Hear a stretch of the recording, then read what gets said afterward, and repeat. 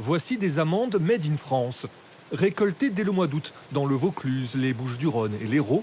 Elles arrivent à Brignoles dans le Var.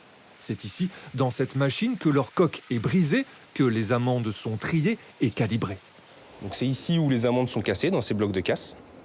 Donc on se retrouve avec nos amandons et nos débris de coque mélangés en sortie de ce cassoir, qui seront ensuite triés. 10 tonnes d'amandes transitent dans cette usine chaque jour. Des amandes qui, dit-on, ont bien meilleur goût que leurs principales concurrentes, les américaines. L'amande française, elle a quel goût? Un très bon goût. On sent bien que voilà, ce sont des amandes. Vous pouvez goûter. Hein. Par rapport à une amande américaine? Ouais, vous le sentez, même à la texture, vous le sentez tout de suite. Meilleur goût que les américaines, mais pourtant bien moins connu.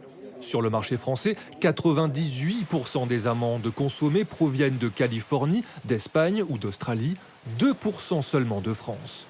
Mais ce producteur espère bien doubler ce chiffre et relancer une filière forte de 3500 hectares d'amandiers.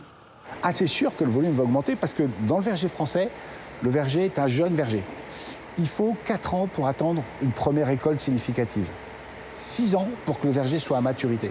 Donc, sur les 3500 hectares de verger, il y en a beaucoup qui ne produisent pas encore aujourd'hui ou qui produisent peu. Et après, la production double. Et donc, c'est sûr que les volumes vont augmenter très très fortement.